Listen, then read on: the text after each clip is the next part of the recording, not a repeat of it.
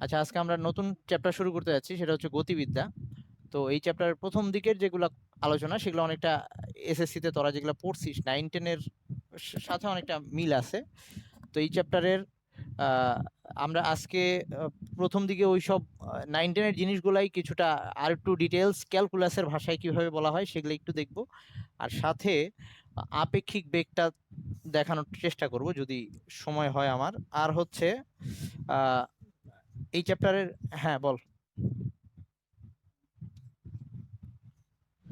আচ্ছা আচ্ছা, ওইটা নিয়ে পরে কথা বলি, দাঁড়া দাঁড়া ক্লাস শেষ করে কথা বলি।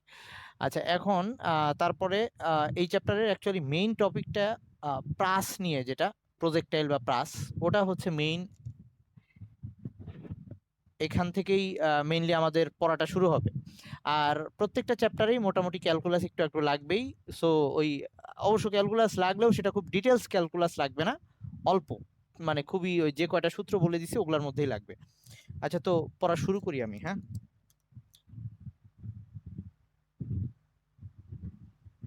আর এই চ্যাপ্টারটার, মানে এই চ্যাপ্টারটার বেসিক গুলা বা এই চ্যাপ্টারের যে ম্যাথ গুলা, এগুলো একই সাথে ম্যাথের মধ্যে সেকেন্ড পেপারে আরেকটা, মানে সেকেন্ড পেপারে একটা চ্যাপ্টারই পাবে গতিবিদ্যা নিয়ে, স্থিতিবিদ্যা গতিবিদ্যা এরকম। তো ওখানেও এইসবের বেসিক দরকার হবে। আচ্ছা, এই চ্যাপ্টারের প্রথম যে জিনিসটা সেটা হচ্ছে প্রসঙ্গ কাঠামো নিয়ে কথা বলা হয়েছে। প্রসঙ্গ কাঠামো নর্মালি আমরা জানি প্রসঙ্গ কাঠামো কি ছিল। প্রসঙ্গ কাঠামো, তো এই প্রসঙ্গ কাঠামো নর্মালি আমরা যে দৃঢ় বস্তু সাপেক্ষে একটা বস্তুর অবস্থান বা আহ, আহ, বেগ স্মরণ এইসব বলার সময় একটা দৃঢ় বস্তুকে রেফারেন্স হিসেবে নেই, সেটাকে আমরা প্রসঙ্গ কাঠামো বলি, বা সেটার সাপেক্ষেই বাকি জিনিসগুলো নির্ণয় করি। তো এই প্রসঙ্গ কাঠামোটা আবার কয়েক টাইপের হইতে পারে। তো তোদের এখানে একমাত্রিক, দ্বিমাত্রিক আর ত্রিমাত্রিক তিনটা প্রসঙ্গ কাঠামোর কথা বলা হয়েছে। একমাত্রিক হইলে, ধর আমরা একটা যদি একটা রাস্তা চিন্তা করি, একটা রাস্তার কথা যদি চিন্তা করি, তো প্রসঙ্গ কাঠামো, এগুলা জাস্ট সংজ্ঞা একবার দেখে নিবি, সো এগুলা লিখে সময় নষ্ট করতেছি না। হুম। একমাত্রিক প্রসঙ্গ কাঠামোটা, ধর এরকম একটা সোজা রাস্তা হইলো। তো এই সোজা রাস্তার, ধর এইখানে এই পয়েন্টটাকে, তো এখান থেকে এইটাকে ধরে এইখান থেকে কোনো একটা বস্তুর অবস্থান নির্ণয় করবি। ধর এখানে একটা,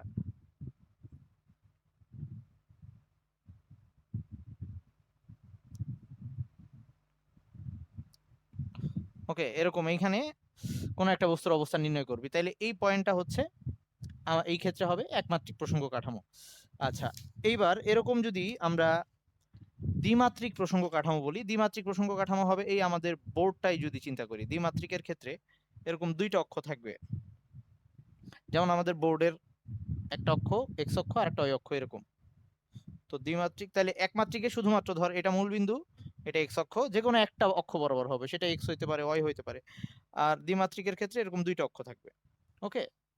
তো এই ক্ষেত্রে একটা বস্তুর অবস্থান নির্ণয় করতে এই ক্ষেত্রে শুধুমাত্র একটা স্থানাঙ্ক লাগবে, এই ক্ষেত্রে দুইটা স্থানাঙ্ক লাগবে। ওকে।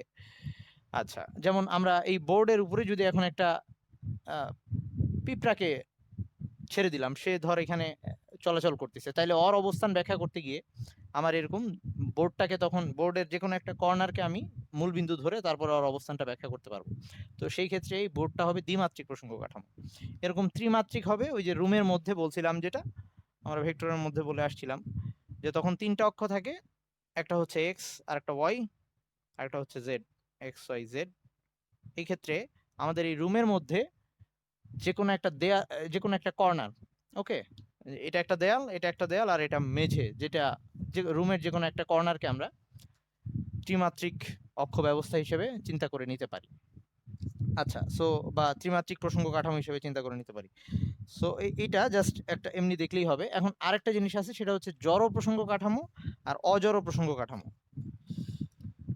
এটা হচ্ছে একটা জড় প্রসঙ্গ কাঠামো হচ্ছে যদি আমরা দুইটা প্রসঙ্গ কাঠামো একটা আরেকটা সাপেক্ষে যদি ধ্রুব বেগে গতিশীল হয়, এরকম হয়, মানে একটা সাপেক্ষে আরেকটা ধ্রুব বেগে চলতেছে।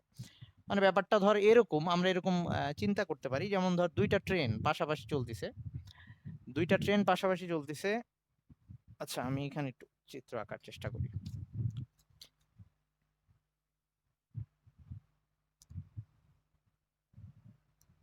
বা আমরা ধরে নিলাম যে দুইটা গাড়ি একদম সমবেগে চলতেছে, তাদের কোনো ত্বরণ হচ্ছে না।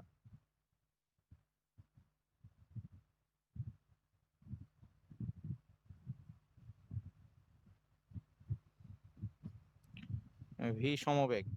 ওকে,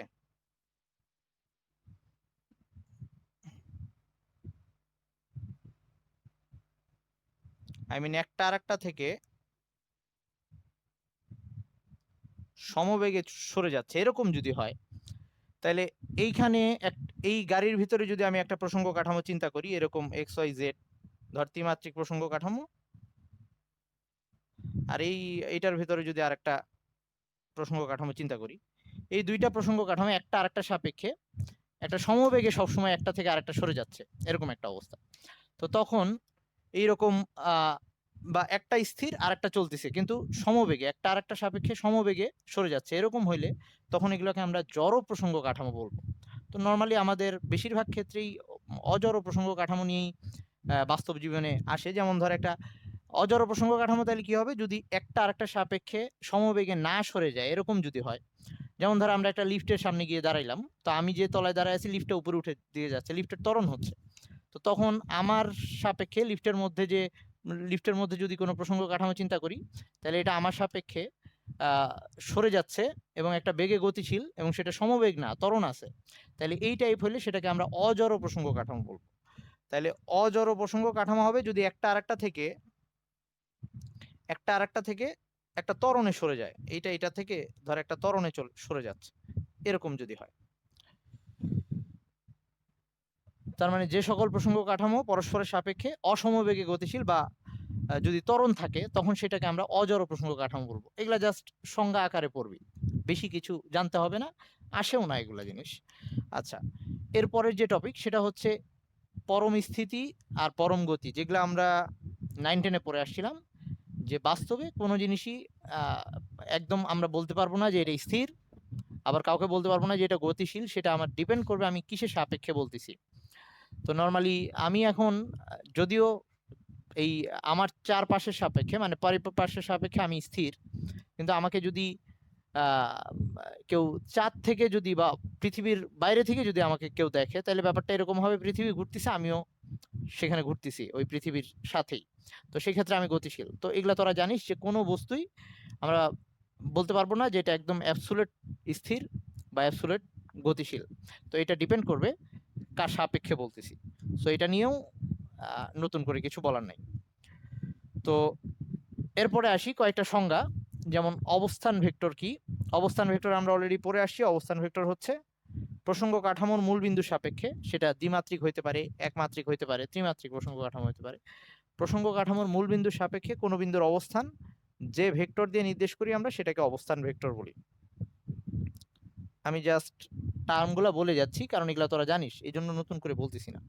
তো এটাকে নর্মালি আমরা এই যে এটা যদি একটা দ্বিমাত্রিক ক্ষেত্রে হয়, এটা একমাত্রিকের জন্য বলা যায়। তো দ্বিমাত্রিকের ক্ষেত্রে হইলে এরকম, এটা যদি মূল বিন্দু হয়, এটা যদি এক্স ওয়াই স্থানাঙ্ক হয়, তাহলে এই ভেক্টরটাকে এই কোন একটা বিন্দু, এটা যদি পি বিন্দু হয়, পি বিন্দুর ভেক্টর এই অবস্থানটাকে যে ভেক্টর দিয়ে দেখাইলাম সেটাকে বলবো আমরা পি বিন্দুর অবস্থান ভেক্টর, এভাবে লেখা যায়। আর এটা হচ্ছে নর্মালি এটা একটা দূরত্ব বা সরণ যাই বলি না কেন, এরকম একটা একক হবে মিটার, আর এর মাত্রা হবে এল। আচ্ছা, এরপরে আসি সরণ কাকে বলে, যেটা আমরা এটাও আমরা ভেক্টরে পড়ে আসছিলাম, যে সরণ হচ্ছে অবস্থান ভেক্টরের পরিবর্তনটাকে আমরা সরণ বলবো। মানে ব্যাপারটা এরকম, একটা বস্তু আগে এই পি বিন্দুতে ছিল, একটু পরে সে এই কিউ বিন্দুতে চলে আসছে। ওকে, তো এইটা ধরে x1 y1 আর এটা ধরে x2 y2। তাহলে আগে তার অবস্থান ভেক্টর ছিল এই ওপি, বা এটাকে যদি আমি আর অন দিয়ে দেখাই, আগে তার অবস্থান ভেক্টরটা ছিল আর অন, এবার তার নতুন অবস্থান ভেক্টর হচ্ছে আর2।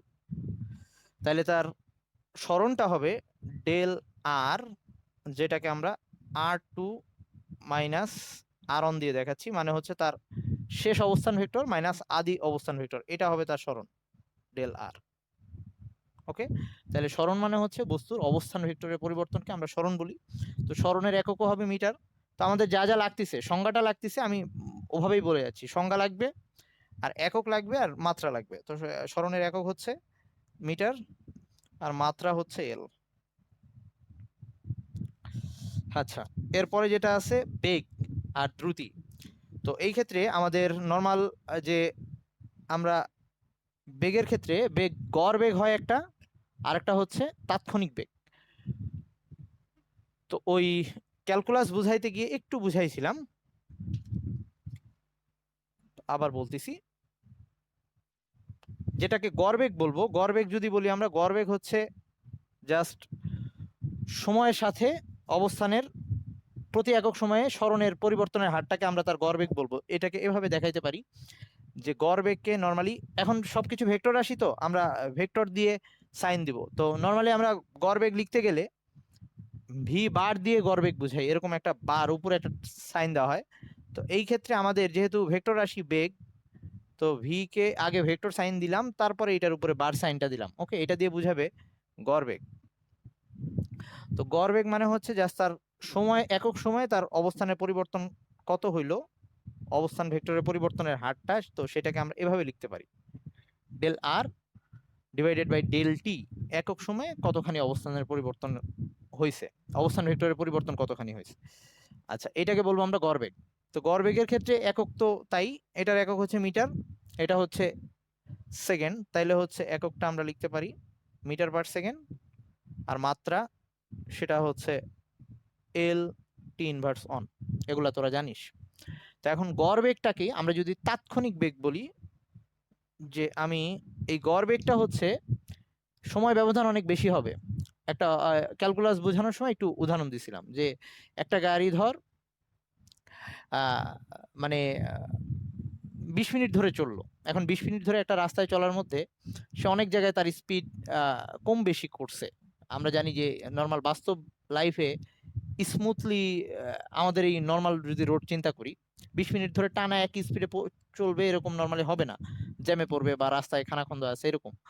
তো সেই ক্ষেত্রে আমরা যদি তার বেগ বের করতে যাই, তো এটা হচ্ছে গড়, যে 20 মিনিটে তার কতটুকু সরণ হয়েছে, আর নিচের সময় হচ্ছে 20 মিনিট, এটা দিয়ে ভাগ দিলাম। এটা কিন্তু এক্সাক্ট আসবে না, মানে প্রতি মুহূর্তে তার কিন্তু সেই সেম বেগটা ছিল না, এটা গড় বেগ, এভারেজে একটা নেওয়া। কিন্তু আমি যদি এক্সাক্টটা বের করতে যাই, যে তার প্রতিটা মুহূর্তে কি রকম বেগ ছিল, সেটা বের করার জন্য আমার সময় ব্যবধানটাকে ছোট করে নিয়ে আসতে হবে। মানে ওই 20 মিনিট ধরে না কাউন্ট করে আমার ওই 20 মিনিট সময়টাকে অল্প অল্প করে ভাগ করে ফেলতে হবে।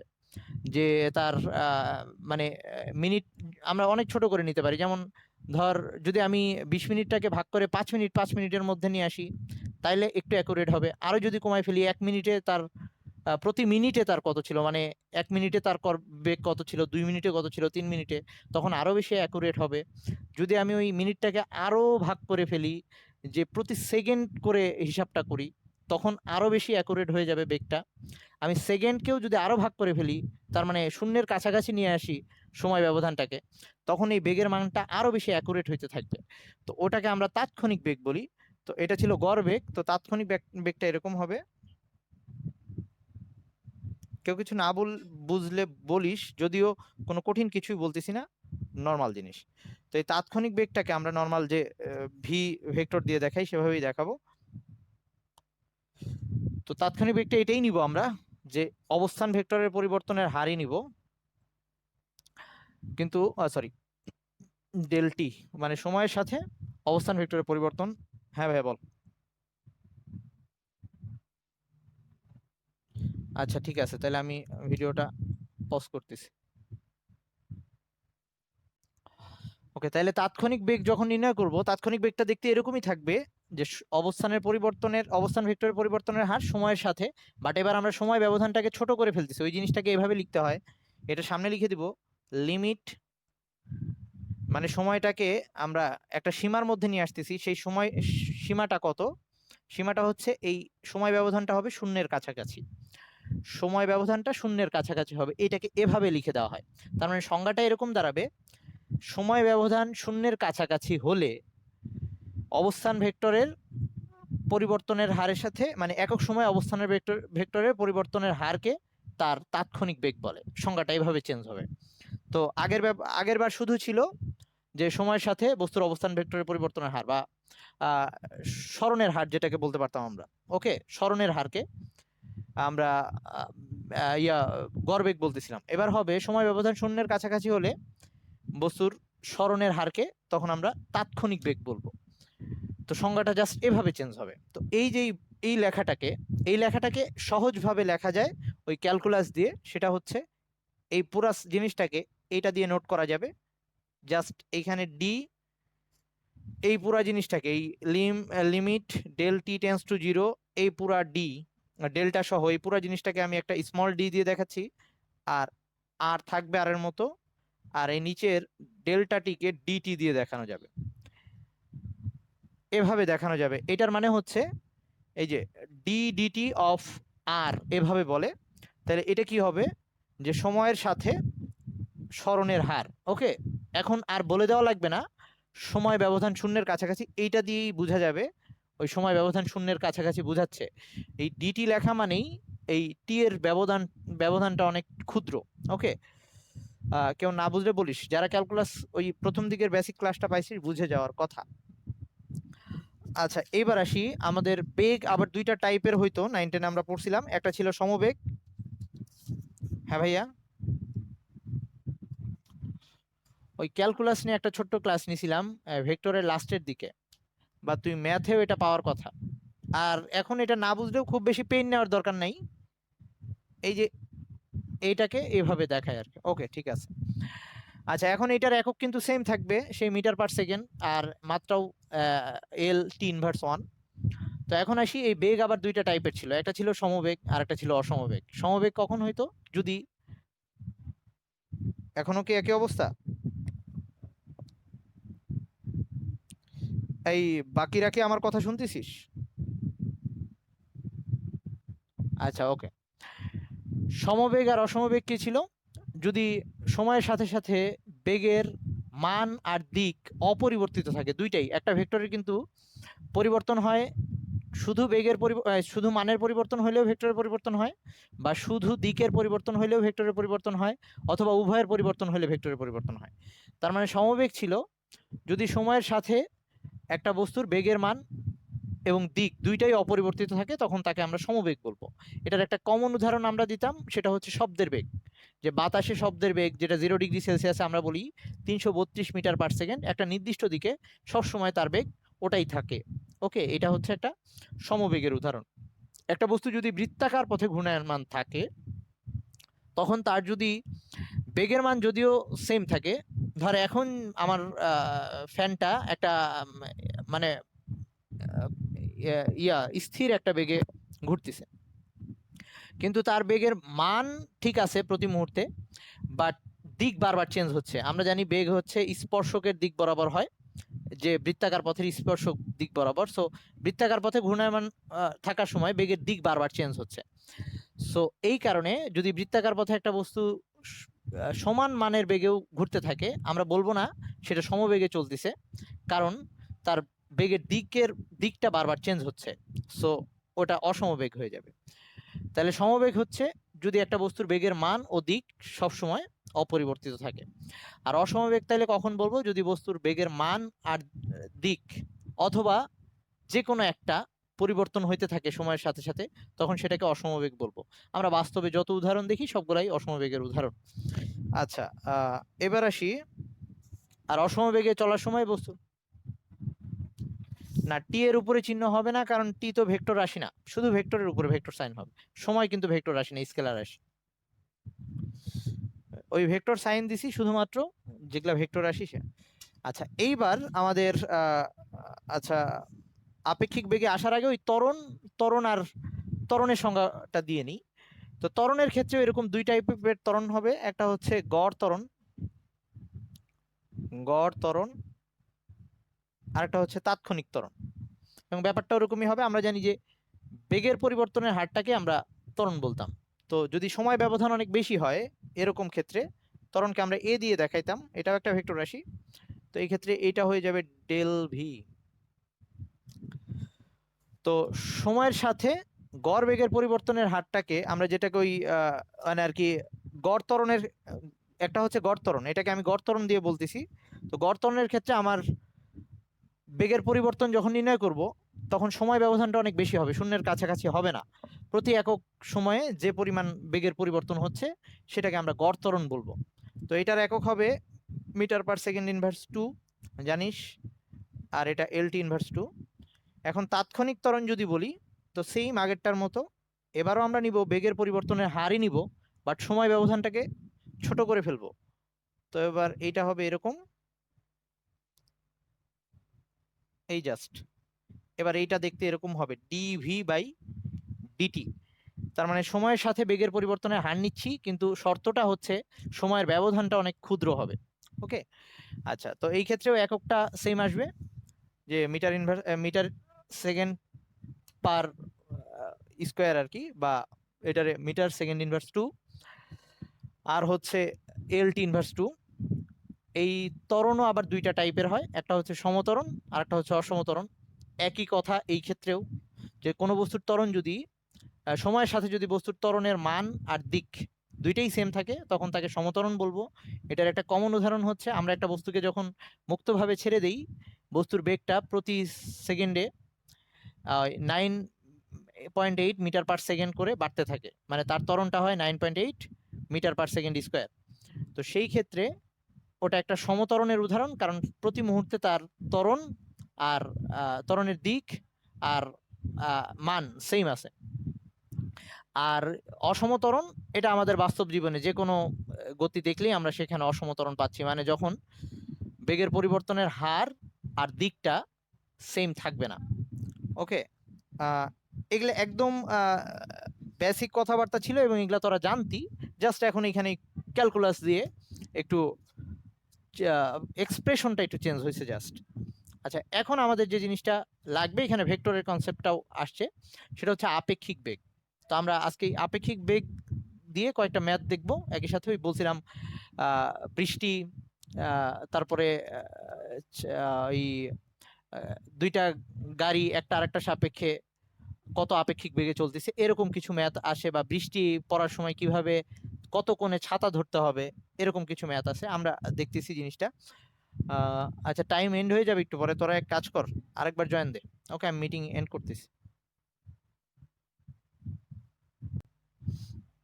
ওকে, আমাদের এখন টপিকটা হচ্ছে আপেক্ষিক বেগ।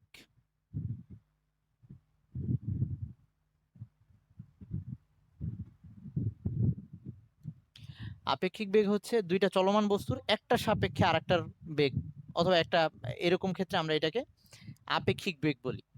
তো এটাকে বের করার নিয়ম হচ্ছে, ধর আমরা বলতেছি একটা সাপেক্ষে, তো কোনো কিছুকে যখন আমরা সাপেক্ষ বা রেফারেন্স ধরে নিই, তার মানে তাকে আমরা স্থির বিবেচনা করি। ব্যাপারটা এরকম যে ওকে ধরে তারপরে আরেকটার বেগ নির্ণয় করতেছি। তাহলে এই ক্ষেত্রে আমরা ওই কনসেপ্টটা মাথায় রাখবো যে যার সাপেক্ষে বেগ নির্ণয় করতে হবে, আমরা তাকে স্থির চিন্তা করতে গেলে যেটা করা দরকার আমরা সেটাই করব। তো এই ক্ষেত্রে আমাদের কয়েকটা কেস হইতে পারে, যেমন ফার্স্ট কেসটা হচ্ছে যে দুইটা বস্তু যখন একই দিকে যাচ্ছে, যখন দুটি বস্তু একই বেগে গতিশীল, একই দিকে গতিশীল, সরি, একই দিকে গতিশীল। তো ধর এরকম যে আমাদের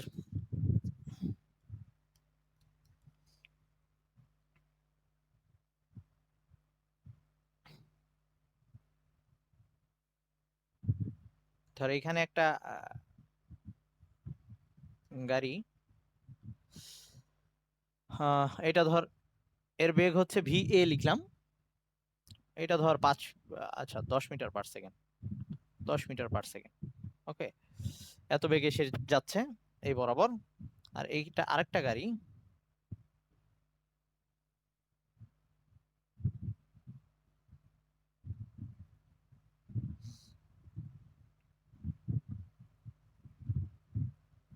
এটা ধর VB লিখলাম, এটা ধর 20 মিটার পার সেকেন্ড বেগে যাচ্ছে। ওকে, মানে গাড়িগুলা কি সুন্দর হয়েছে না হয় নাই?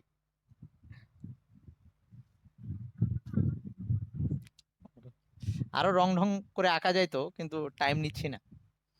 ওকে, এখন আয় তো, এই যে এরকম দুইটা গাড়ি চলতেছে একই দিকে। তো এখন আমাকে বলা হইলো যে এই এ গাড়িটার মধ্যে এটা এ আর এটা হচ্ছে বি। এই গাড়িটার মধ্যে যে ড্রাইভারটা আছে সে এই বি গাড়িটাকে কত বেগে চলতে দেখবে। এটা তো ওর এক্সাক্ট বেগ 20 মিটার/সেকেন্ড, বাট এর ভিতরে যে ড্রাইভারটা আছে সেও কিন্তু তখন গতিশীল।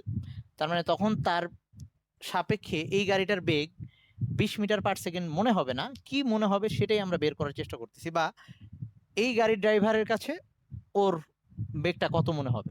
তো আমরা ফার্স্টে ওই এ গাড়িতে যে ড্রাইভার আছে তার সাপেক্ষে বি গাড়ির বেগটা কত মনে হবে সেটা যদি বের করার চেষ্টা করি, ব্যাপারটা এরকম। আমরা এবার বের করব এ এর সাপেক্ষে, এ এর সাপেক্ষে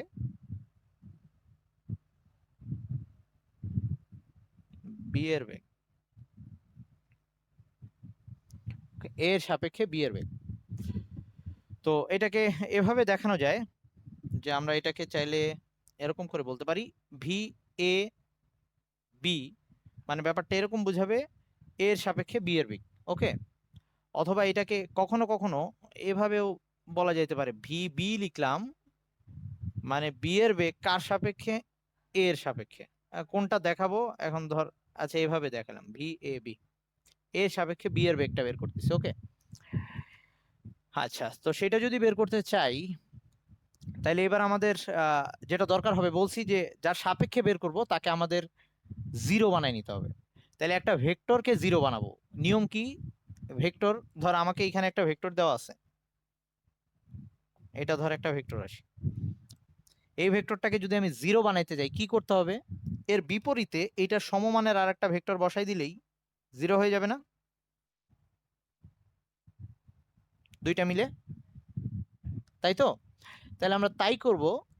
এইখানে যে এখানে কিন্তু দুইটা ভেক্টর রাশি আসছে, একটা আছে ভি এ আর একটা হচ্ছে ভি বি। তাহলে আমাদের কি করা লাগবে? ফার্স্টে রুলটা বলে দিচ্ছি, দুইটা রুল মেনটেন, দুইটা রুল দিয়ে আমরা এই কাজগুলো করব যখনই আমাদের আপেক্ষিক বেগ নির্ণয় করতে। আমরা সব সময় যার সাপেক্ষে আপেক্ষিক বেগটা নির্ণয় করতে বলছে তাকে আগে বিপরীত ভেক্টর, তার একটা বিপরীত ভেক্টর আগে এঁকে ফেলবো। ওকে, সে যেদিকে আছে তার বিপরীত ভেক্টরটা আগে এঁকে ফেলবো। তারপর ওই যার বেগ নির্ণয় করব সেকেন্ড যেটা আছে তার সাথে ওইটা লব্ধি করে ফেলবো, মানে বিপরীত ভেক্টরটা আগে নিয়ে তার সাথে লব্ধি করব, ব্যাপারটা এরকম। তাইলে এই দুইটা ভেক্টর ছিল এরকম, এটা হচ্ছে এ ভেক্টর, ধর ভি এ, এটা ছিল 10 মিটার/সেকেন্ড, আর আরেকটা ছিল এটা 20 মিটার/সেকেন্ড, এটা হচ্ছে ভিবি। তো রুলটা কি? রুল হচ্ছে যার সাপেক্ষে বের করব তার বিপরীত ভেক্টর নেওয়া লাগবে। তার মানে এই যে এর সাপেক্ষে বের করা লাগবে, তার মানে ওর বিপরীত ভেক্টর আঁকি আমি এখানে, এটা হচ্ছে এই যে ওর বিপরীত ভেক্টর, এটা হচ্ছে ভি এর বিপরীত ভেক্টর, মানে এটাকে আমরা মাইনাস ভি এ দিয়ে দেখাইতে পারি যদি ভেক্টর আকারে দেখাই। আচ্ছা সমস্যা নাই, জাস্ট আমি তো এখানে দিক দেখাই দিছি, শুধু মানটা লিখলাম। তারপর কি করা লাগবে? এই দুইটা ভেক্টরের লব্ধি বের করব। এই দুইটা ভেক্টরের লব্ধি, দুইটা ভেক্টর বিপরীত দিকে হইলে লব্ধি কি হয় মনে আছে? দুইটা ভেক্টর বিপরীত দিকে হইলে লব্ধি বের করতে হইতো কেমনে? সমান হইলে শূন্য হইতো, বিয়োগ করা লাগতো, মনে আছে? দুইটা ভেক্টর বিপরীত দিকে হইলে লব্ধি ছিল বিয়োগফল, ওই যে আর ম্যাক্সিমাম আর মিনিমাম আমরা বের করছিলাম, মনে পড়ে কি? একই দিকে দুইটা ভেক্টর হলে যোগ করতে হইতো লব্ধি বের করতে, আর যদি দুইটা ভেক্টর বিপরীত দিকে হয় তাহলে বিয়োগ করা লাগতো। আচ্ছা তোদের যদি তাতেও প্রবলেম হয় আমরা অন্যভাবে করি, ওই ভেক্টর লব্ধির সূত্র অ্যাপ্লাই করি, তাইলেই হয়ে যাচ্ছে। ব্যাপারটা এরকম যে এখন আমি এই দুইটা ভেক্টরের ইয়া করব, লব্ধি বের করব। তো লব্ধির সূত্র ইউজ করি। লব্ধির সূত্র কি? লব্ধির সূত্র হচ্ছে √পি² + কিউ² + 2p কিউ cos আলফা, এরকম ছিল। তাহলে পি² সেটা হচ্ছে ভি² আর কি, VA² প্লাস কিউ² সেটা হচ্ছে VB² plus 2VA VB cos আলফার মান কত হবে? এই দুইটা ভেক্টরের ইয়া কত, কোণ কত, মধ্যবর্তী কোণ, এই ভেক্টর আর এইটার মধ্যবর্তী কোণ কত? 180, 180। ওকে, তাহলে এখানে আমরা 180 বসাই দিই। তাহলে কি দাঁড়াচ্ছে? এরকম আসতেছে,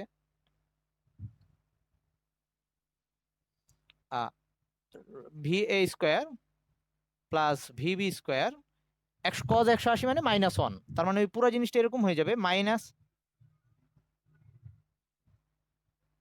ছিল। cos 180 মানে হচ্ছে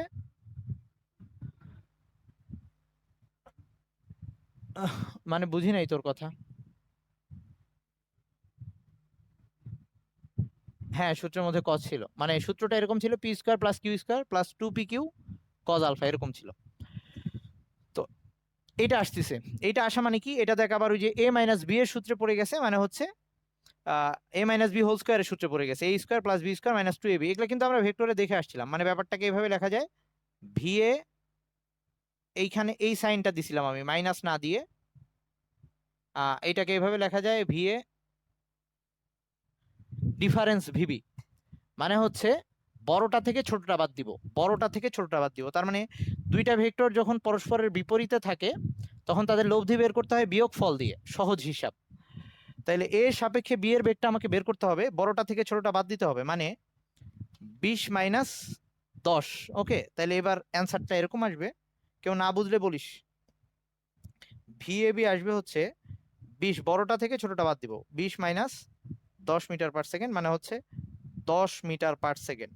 তার মানে এই ড্রাইভারের কাছে মনে হবে ওই গাড়িটা 10 মিটার পার সেকেন্ড বেগে সামনের দিকে চলে যাচ্ছে। ওর কাছে 20 মনে হবে না, কারণ সে নিজেও 10 মিটার পার সেকেন্ড বেগে গতিশীল। আর এই ড্রাইভারের কাছে মনে হবে ওই গাড়িটা ওই এই একই একই বিয়োগফল একই, মানে 10 মিটার পার সেকেন্ড বেগে তার থেকে পিছনে চলে যাচ্ছে, ব্যাপারটা এরকম। ওকে, সবাই বুঝছিস এটুক? আচ্ছা, এটার দিকটা কোন দিকে হবে, এই ভেক্টরের মান বললাম, দিকটা কোন দিকে হবে? দিক হবে সবসময় বড় বড় ভেক্টরটার দিকে, বড় ভেক্টরটার দিকে। তার মানে এটা এই ভিবি এর দিকে, মানে এই দিকটা আমি এভাবে লিখে রাখলাম ভিবি এর দিকে, মানে তার কাছে এই ড্রাইভারটার মনে হবে গাড়িটা 20 মিটার 10 মিটার পার সেকেন্ড বেগে সামনের দিকে চলে যাচ্ছে। আর যদি আমি উল্টা কাজ করি, ওই যে ওই টারটা বের করতে চাই, মানে বি এর সাপেক্ষে এর বেগ, সবাই কি এটুকু বুঝছিস?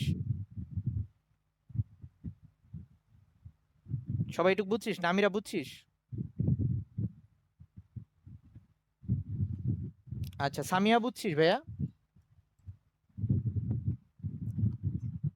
আচ্ছা, তাহলে এটা যদি আমি উল্টা ভাবে চিন্তা করি, এই ড্রাইভারটা কিভাবে দেখবে, তখন কি করব দেখ, আমি এখন এটাকে চেঞ্জ করে লিখতেছি বি এর সাপেক্ষে এর বেগ, আর এটাকে আমি বি এ লিখে দিলাম।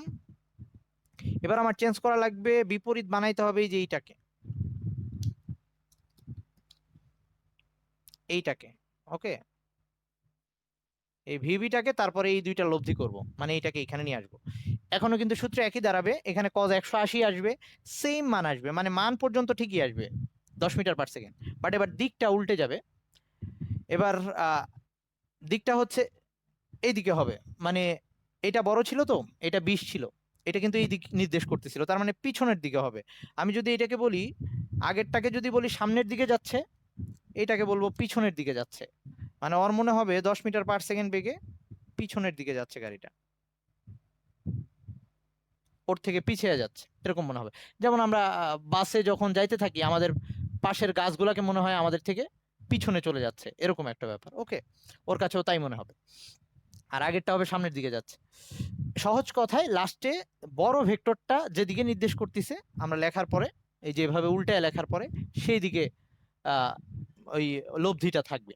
তো এইটা হচ্ছে যদি একই দিকে গতিশীল থাকে, তাহলে বিপরীত দিকে যদি গতিশীল থাকে তাহলে কি অবস্থা হবে আমরা একটু দেখি। এবার দুইটা গাড়ি বিপরীত দিকে যাচ্ছে, এরকম যদি হয়, আচ্ছা আমার এই চিত্রতেই হয়ে যাবে, খালি আমি দিকটা চেঞ্জ করে লিখবো।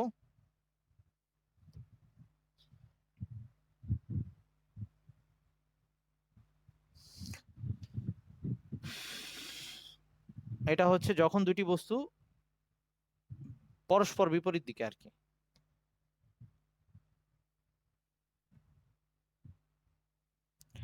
তাহলে এবার এ গাড়িটা ধর আগেরটাই থাকলো 10 মিটার পার সেকেন্ড বেগে, ও এই দিকে যাচ্ছে, সামনের দিকে যাচ্ছে, আর এই বি গাড়িটা এবার এইদিকে গতিশীল, এটা হচ্ছে 20 মিটার পার সেকেন্ড বেগে ওইদিকে যাচ্ছে, দুইটা বিপরীত দিকে যাচ্ছে। এটা হচ্ছে VA, এটা হচ্ছে VB। তো এবার আমরা চাচ্ছি ওই আগের বারের মতোই, ধর A এর সাপেক্ষে B এর বেগ বের করতে চাই। A এর সাপেক্ষে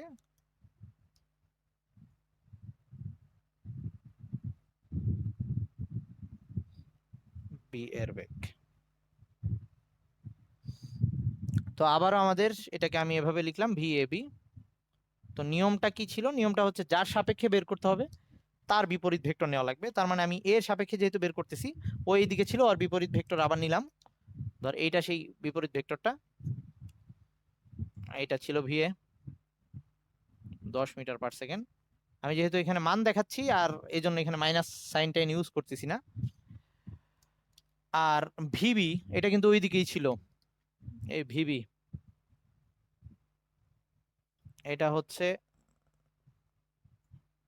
VB, সেটা হচ্ছে 20 মিটার পার সেকেন্ড। এটাকে আগে উল্টাই নিলাম, আর আগেরটা আগের মতোই আছে। এবার দুইটা লব্ধি করব। এইবার দুইটা ভেক্টর একই দিকে, লব্ধি কি হবে? মানে আবার যদি সূত্র অ্যাপ্লাই করি, ব্যাপারটা এরকম আসতেছে, VA square plus VB square plus 2, আচ্ছা এটাকে আমি নিচে লিখতেছি, প্লাস 2 VA VB cos, এবার কত হবে? দুইটার মধ্যবর্তী কোণ কত? এই দুইটা ভেক্টরের মধ্যবর্তী কোণ কত? 0 ডিগ্রি, তাই না? একই দিকে আছে তারা। সো এখানে cos 0 হবে। cos 0 হওয়া মানে ওই জিনিসটা পুরোটা 1 হয়ে যাবে, মানে এরকম আসবে VA square plus VB square plus 2 VA VB। তাহলে এটা A প্লাস B হোল স্কোয়ারের সূত্র আসতেছে, এটা আসতেছে A প্লাস B হোল স্কোয়ারের সূত্র। আর রুট উঠাই দিলে যা থাকতেছে লাস্টে finally VA plus VB, just এটা থাকতেছে। ওকে, VA প্লাস VB এরকম থাকতেছে। তাহলে এইবার আমরা যদি এর সাপেক্ষে B এর বেগ নির্ণয় করতে যাই, তাইলে মানটা পাবো হচ্ছে 10 প্লাস 20, দুইটা যোগ হয়ে যাবে, 10 প্লাস 20 সেটা হচ্ছে 30। হ্যাঁ ভাইয়া বল।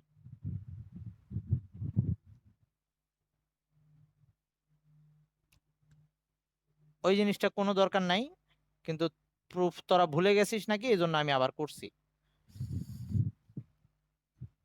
মানে এই জিনিসটা আমি এখন তোদের না দেখাইলেও পারতাম, ভেক্টরে অলরেডি দেখাই আসছি, তবু আরেকবার দেখাইলাম। তো এখন যেটা হচ্ছে, তার মানে এইবার এই A গাড়িটার মনে হবে B গাড়িটা কত বেগে যাচ্ছে। B গাড়িটা যদিও যাচ্ছে 20 মিটার পার সেকেন্ড বেগে, ওর কাছে মনে হবে 30 মিটার পার সেকেন্ড বেগে যাচ্ছে। আর কোন দিকে যাচ্ছে?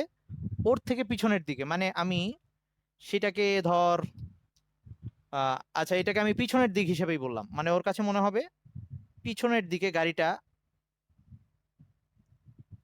পিছনের দিকে 30 মিটার পার সেকেন্ড বেগে চলে যাচ্ছে। কারণ ওই গাড়ি তো 20 মিটার পার সেকেন্ড বেগে যাচ্ছেই, সে নিজে আবার 10 মিটার পার সেকেন্ড করে সামনে চলে যাচ্ছে। দুইটা এবার যোগ হয়ে তার কাছে মনে হবে ওই গাড়িটা, বি গাড়িটা 30 মিটার পার সেকেন্ড বেগে পিছনের দিকে চলে যাচ্ছে ওর থেকে। একইভাবে আমাকে যদি বি এর সাপেক্ষে এ এর বেগ বের করতে বলে, তখন আমরা কোনটা উল্টায় নিতাম? তখন এই যে এইটাকে উল্টায় নিতাম, বিটাকে উল্টায় নিতাম। এ ওই দিকেই থাকতো, আবারও যোগ হইতো, 30 মিটার পার সেকেন্ডে আসতো, কিন্তু এবার দিকটা চেঞ্জ হয়ে গিয়ে সামনের দিকে হয়ে যেত। মানে বি এর সাপেক্ষে যদি এর বেগ নির্ণয় করতে যাই, তখন বি এর মনে হবে 30 মিটার পার সেকেন্ড বেগে এ সামনের দিকে চলে যাচ্ছে। ওকে, তার মানে সহজ কথায়, যদি একই দিকে দুইটা ভেক্টর গতিশীল, দুইটা বস্তু গতিশীল থাকে, তাহলে তাদের আপেক্ষিক বেগ সবসময় বিয়োগ করে বের করব। যদি বিপরীত দিকে গতিশীল থাকে, তাহলে আপেক্ষিক বেগটা সবসময় যোগ করে বের করব। ওকে, দিকটা কিন্তু বুঝে নেওয়া লাগবে এই যে বেসিক দিয়ে। ওকে, কোন দিকে হবে। আচ্ছা, এইবার যদি এরকম সামনের দিকে একই দিকে বা বিপরীত দিকে না হয় যে কোনো দিকে হয়, তখন কি করব? বেসিক একই, তো আমরা বেসিক একইটাই খাটাবো।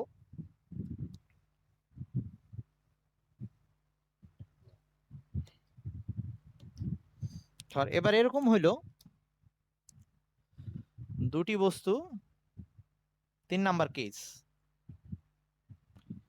দুটি বস্তু যে কোনো দিকে গতিশীল।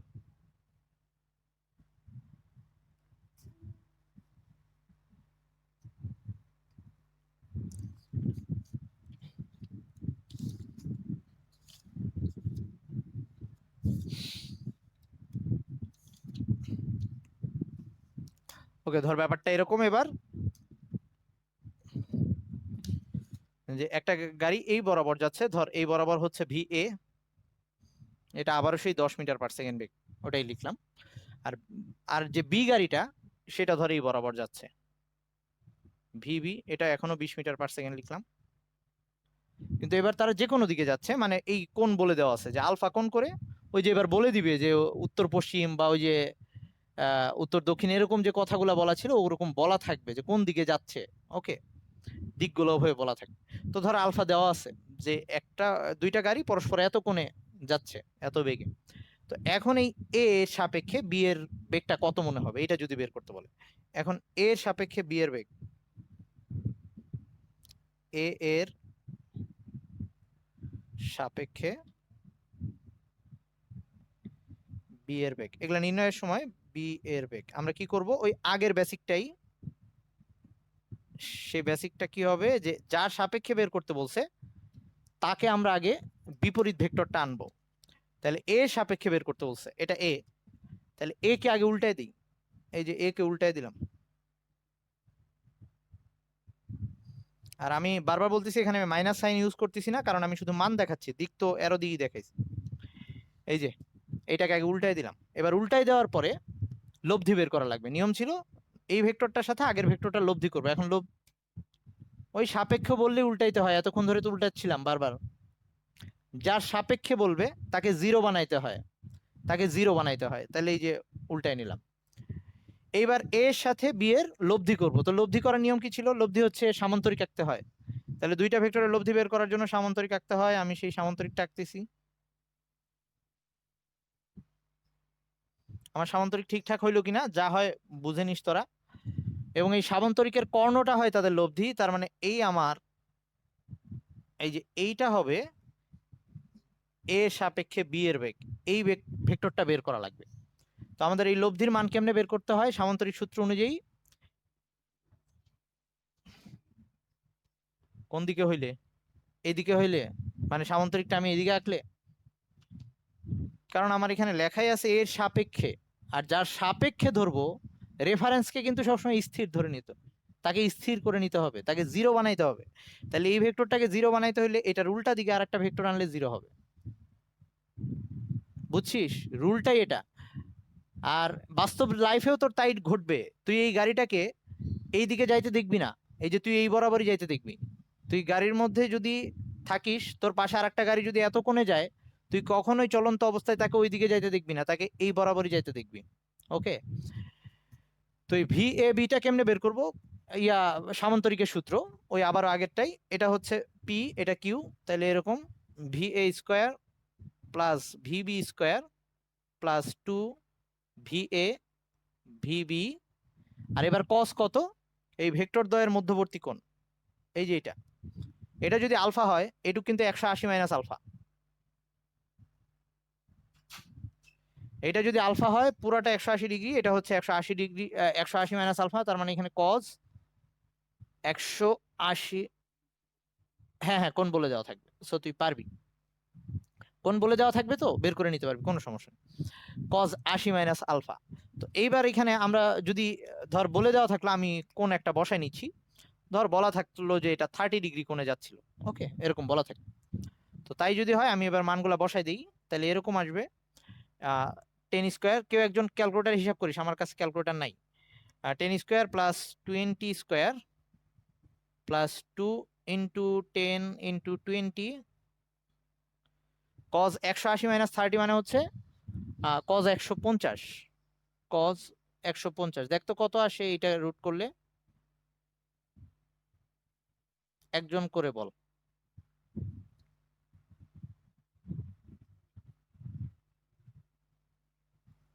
আচ্ছা, তাতে কিছু আসে যায় না, আসুক যা আসে, তুই এই মানটা বসাই দিয়ে দেখ কত আসছে। মানে আমরা সব সময় ইয়া করব, মানে আর কি এভাবেই অঙ্ক করব, নতুন করে আর সূত্র মাথায় রাখবো না।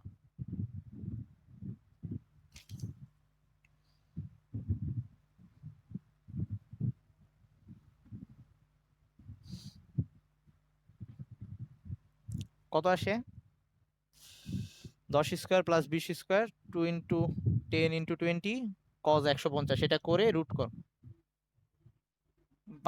12.39 মিটার পার সেকেন্ড। ওকে, তাহলে আমাদের ইয়াটা আসছে কত, আমাদের এ সাপেক্ষে বি এর বেগ, তার মানে এর মনে হবে সে 20 মিটার পার সেকেন্ড বেগে যাচ্ছে না, সে যাচ্ছে এই 12.39 মিটার পার সেকেন্ড বেগে। এবং কোন দিকে যাচ্ছে সেটা যদি এবার আমরা বের করতে চাই, তার মানে আমরা এই যে কোনটা বের করা লাগবে, ধর এখানকার আমরা যদি এটাকে থিটা ধরে নেই, কত কোণে সরে যাচ্ছে এরকম যদি কোনটা বের করতে চাই, তাহলে ওই যে আমরা লব্ধির সূত্র, লব্ধির সূত্রের মধ্যে লব্ধির দিক নির্ণয় আর লব্ধির কোণ নির্ণয় এরকম একটা ছিল, তাই না? তো লব্ধির কোণ নির্ণয় করার সময় আমরা কি করছিলাম, লব্ধির কোণ নির্ণয়ের সূত্র ধর এই যে এরকম ছিল, আবার একটু মনে করাই দিই, এটা যদি পি ভেক্টর, এটা যদি কিউ ভেক্টর হইতো, আর এটা যদি আর হইতো লব্ধি, এটা যদি থিটা হইতো, আমাদের ব্যাপারটা এরকম ছিল, টেন থিটা সমান সমান ছিল q sin alpha p plus q cos alpha, এই সূত্র ছিল। তো ওই সূত্রই এখন ইউজ করব। এটাকে ধর পি, এটাকে কিউ ধরলাম, ইচ্ছা কিন্তু তুই কোনটা ধরবি কোনটাকে। তাহলে এটাকে পি ধরলাম, এটাকে কিউ ধরলাম, আর এইটা হচ্ছে থিটা।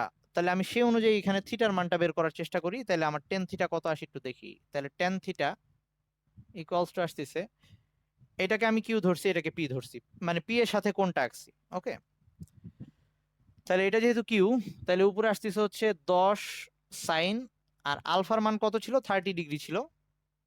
আচ্ছা না, আলফার মান এবার হচ্ছে যে ভেক্টর দ্বয়ের মধ্যবর্তী কোণ, এই আলফা না কিন্তু, এটা হচ্ছে 180 মাইনাস আলফা, মানে দুই ভেক্টরের মধ্যবর্তী কোণ মানে 150। তাহলে এখানে আসবে সাইন 150, আর এখানে হচ্ছে 20, আর একটা হচ্ছে 20 প্লাস 10 কজ 150। আবির এটা একটু হিসাব করতো কত আসে এই সাইডে।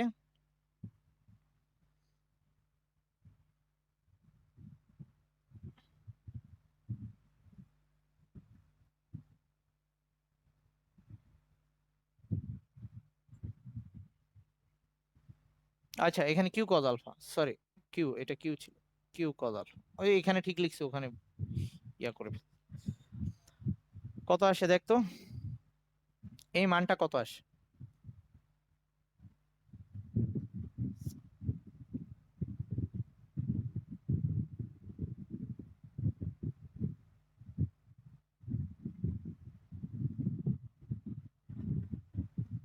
0.44।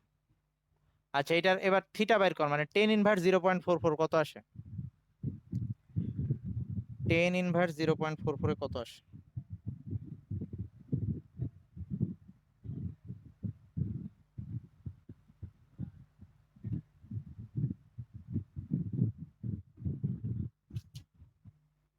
23.75 ডিগ্রি। তো এখন যেটা আসছে আর কি, তাহলে এটা আসছে 23.75, মানে ব্যাপারটা হচ্ছে এটা যদি 30 হয় আর আলফার সাথে থিটা যোগ হয়ে যাবে, মানে আলফা হচ্ছে 30 আর 23.75, এই দুইটা যোগ হয়ে এ যেদিকে যাচ্ছিল এখন মনে হবে এই তার থেকে এত কোণে চলে যাচ্ছে, মানে 30 প্লাস 23.75 কত হয়, 53, তাই না? এরকম না, কত হয়েছে, 53.75, মানে থিটার মান, টোটাল থিটাটা আসবে আলফা প্লাস থিটা, এটা যোগ করবি প্লাস এটা যোগ করবি, এই এ ড্রাইভারের কাছে মনে হবে সে আলফা প্লাস থিটা কোণে সরে যাচ্ছে আর কি। তার মানে দিকটা এবার কোন দিয়ে বলা লাগবে। ওকে, আগের বার যেমন পিছনের দিক আর সামনের দিক বলতেছিলাম, এইবার কোন দিয়ে বের করে দেখান লাগবে। তো আজকে বেসিকটা পর্যন্তই থাক, পরের দিন আমরা এটার কিছু অঙ্ক দেখব। আজকে এই পর্যন্ত থাকুক। ওকে, ঠিক আছে, থাকুক, আল্লাহ হাফেজ, ভালো থাকিস। আচ্ছা, আমি ইয়া করতেছি।